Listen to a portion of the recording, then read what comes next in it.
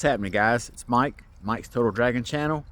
And I know I said when I launched this channel, I didn't really want to talk about movies or TV shows that much. I just wanted to make it mainly about comics.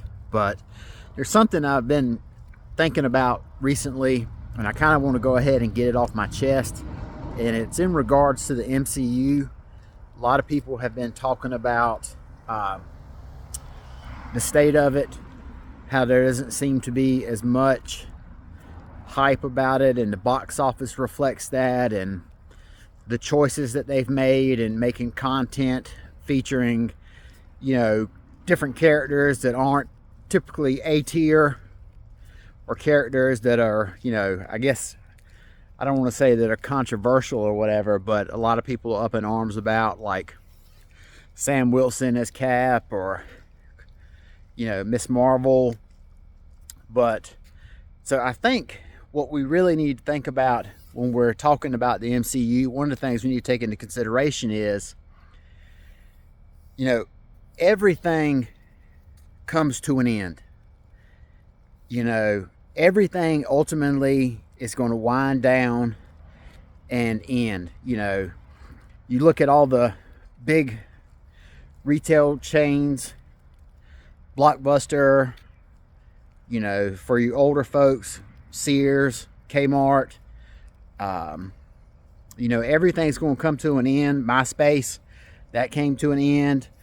And the things we have now, those are, there's going to be one day. Diamond, if you're a comic book fan, you all know that Diamond was a constant in all our lives, for better or worse, for so long, and now it's over.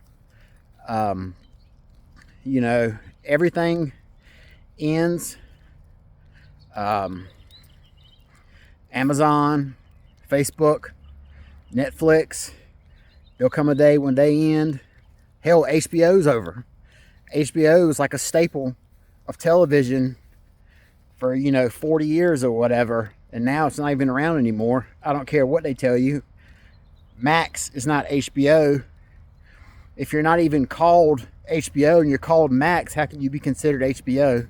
But that's just something different. But in regards to the MCU, we're almost 20 years into this property. Iron Man launched in 2008, I think it was. And here it is, 2025. So I think that after almost 20 years,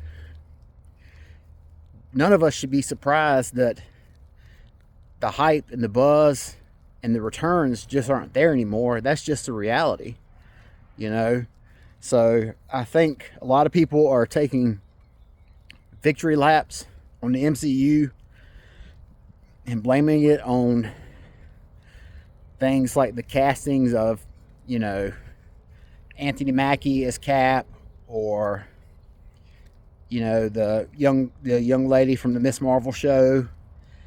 But the reality is, we're, like I said, 20 years in, and what property do you know who is still churning out great content for 20 years straight? It's not Indiana Jones, it's not Star Wars, it's not James Bond. I think they just said recently that James Bond is done for. So I think a lot of people are really celebrating for the wrong reasons and haven't been really realistic when they talk about the MCU. All the phases leading up to Endgame, and Infinity War, that was an incredible time, and that was really, catching lightning in a bottle is what it was. We as a fandom and movie viewership had never seen anything like that before. That kind of long-form storytelling, and that was received that well. So I really just wanted to say, I think people need to be more realistic when they talk about the MCU and the state of it, instead of just wanting to hang its demise on Kevin Feige having lost his touch, and the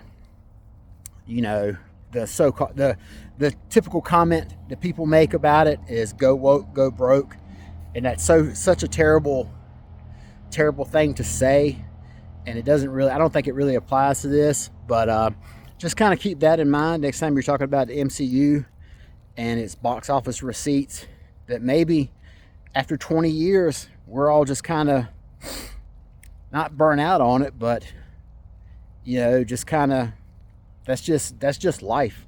You know, things that are hitting 20 years later rarely have the impact that things do while they're fresh and new, so to speak.